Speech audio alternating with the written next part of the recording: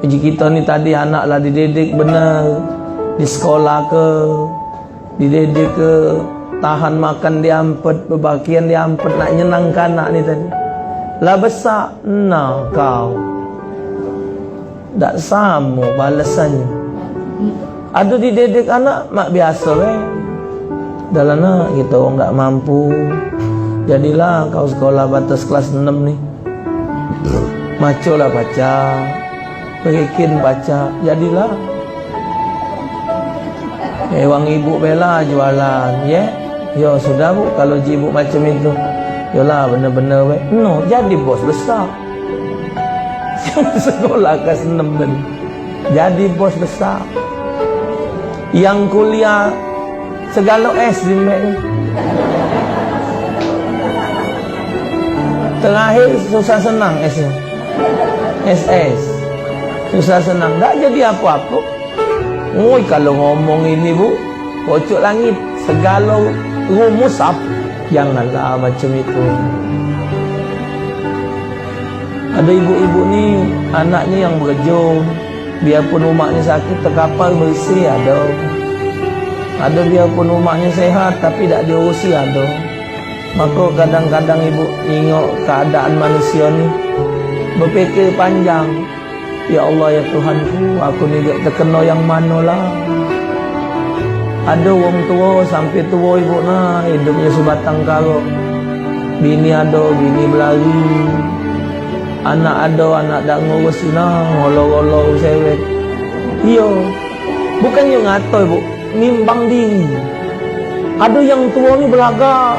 Macam sore anak ke Jambi, ada Habib Abdullah, umurnya 100 lebih, hampir 197, rapi kan bu, wangi, bajunya rapi, badannya bersih, kejingoan. Anak tanya, gede masih tak? Oh sudah lama gede meninggal. Abah sama anaknya ya Allah rapi dia. Diurusi oleh semantu tadi. Ada yang mantu jadi anak, dimandi ke dihidup. Ada mantu nyari surat rumah mertua. Ada ibu. Jadi kita ni nodok ke diri ni kaget. Jauh pikiran, ada yang ngawas model ini, ada main ini. Kita ni yang mana kenanya? Tak tahu. Ada yang hidupnya sederhana baik, tapi senangnya bukan main. Ada yang hidupnya harta berlebih-lebihan tapi murah marid. Jadi wallahualam. Tercocok di mana kita ni tak tahu hidupnya. Wallah alam bisawab. Cuma aneh juga ibu. Itulah tadi keramat orang tua tadi. Mak uji orang tua ni galak kelakar. Aku ni ustaz, anakku 4 ekor. Tiap hari nitip ke anak galau kan aku. Yang 2, yang 3. Mahap ngomong tu ustaz, tak ada ngenjuk duit. Tidak ngenjuk duit budak tu nak. Cuma nak berjalan cocong tu ada baik. Laman cocong 8 ni kok nyerit galau 1,000, 8,000. Hari 80. Tak cukup sekali sehari. Liwat nyai. Ini liwat nyai. Ya nyai. Yai lah dah katil lagi. Untung tinggal ke bedeng tadi sikok lah. Hidup budak katil mereka ke. Kaget budaknya 4 tatu nyai ribut. Nah, ada baik bu, ya Allah keramat umat ni tadi. Pacak baik, 8 ekor hidup cocong. Oh, yang ini diteduk ke, yang ini main, yang ini pacak aku. Budak zaman ini anak 2 ekor, makan anak 20, berjeritan. Umap. Piring pecah, cangkir terempas lacau. Singgahnya kancing lawang ni bedol-bedol ke hancur. Belum kamu punya cucu ngasuhnya lah.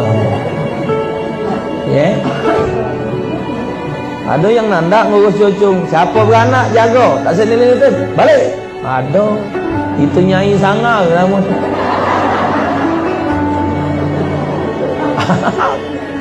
Puji nyai nak ngurus kamu, yai kamu lagi renjeng ngurusi kamu pula. Sepakat semua ahli sunnah wal jamaah, tidak ada khilaf di antara mereka tentang wajibnya bakti dengan orang tua, walaupun orang tuanya itu dasarnya tidak berbuat baik dengan si anak. Karena tidak ada perbuatan buruk dibalas dengan perbuatan buruk, karena semua perbuatan buruk akan dibalas oleh Allah Subhanahu wa taala dengan ancaman, dengan hukuman.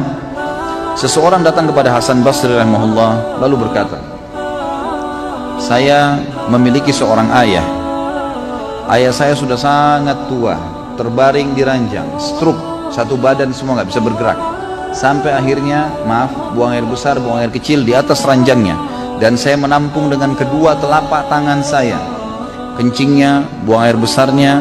Kemudian saya mencuci tangan saya tanpa merasa jijik sedikit pun. Saya sudah melakukan itu selama 10 tahun. Pertanyaannya, apakah saya sudah membalas jasa ayah saya?" Maka jawaban Hasan rahimahullah, belum sama sekali. Sama sekali belum. Lalu kata orang itu, "Saya bersihkan kotoran ayah saya, tidak merasa jijik setiap hari selama 10 tahun. Lalu Anda bilang saya belum membalas kebaikan ayah saya?" Kata Hasan Basri, belum. Karena dulu waktu kamu masih kecil, kalau ayahmu membersihkan kotoranmu, dia berharap dan terus berdoa kepada Allah agar kamu menjadi tokoh masyarakat, menjadi orang yang sukses. Kalau kamu sekarang melakukannya, kamu hanya melakukannya karena merasa itu adalah sebuah perintah, dan akhirnya kamu berharap kapan dia meninggal dan berhenti tugasmu itu. Berbeda niat antara orang tua dengan anak. Orang tua memiliki rasa sayang yang luar biasa kepada anaknya dan tidak bisa dibandingkan dengan sayang anak kepada orang tuanya. Orang tua kalau marah dengan anaknya, marahnya karena sayang. Tapi kalau anak marah dengan orang tua, bisa saja karena haknya atau karena keinginannya belum dipenuhi, bukan justru karena orang tuanya salah. Seperti itulah kurang lebih. Dan berapa banyak kasus-kasus orang yang menjadikan orang tuanya sebagai pintu surga. Ingat teman-teman sekalian, seorang ulama salaf pernah berkata waktu ayahnya meninggal, ibunya meninggal dunia, maka dia menangis. Seorang alim ulama lalu ditanya, "Kenapa Anda menangis? Bukankah orang itu tidak boleh nangis terisak-isak seperti ini pada saat ada orang yang meninggal?" Dia bilang, "Saya bukan menangis karena orang tua saya ini, ya, karena diahnya secara pribadi, bukan karena diahnya. Karena selama dia hidup saya berbakti, alhamdulillah. Tapi saya menangis karena dengan matinya ibu saya berarti setengah pintu surga sudah tertutup buat saya. Tinggal ayah saya satu ini dan ini saya harus jaga, dan ini setengah pintunya. Dan betapa ruginya orang yang sudah meninggal kedua orang tuanya sementara mereka tidak berbakti padanya." Teman-teman renungi, berapa banyak orang di antara Anda yang orang tuanya masih hidup, alhamdulillah, cuma kebetulan beda kampung, beda kota, tinggal telepon, tinggal kirimin hadiah, pakaian, makanan, tidak ada susahnya. Tapi subhanallah kita tidak lakukan. Kita lakukan kepada teman-teman kita, malah kita lakukan kepada orang-orang yang kita senangi, yang mungkin tetangga, mungkin sahabat dekat, mungkin orang-orang ini hanya sekedar memberikan peluang-peluang kecil dari urusan dunia, dan kita lupakan kepada orang tua kita. Ini satu hal yang luar biasa yang harus kita perbaiki.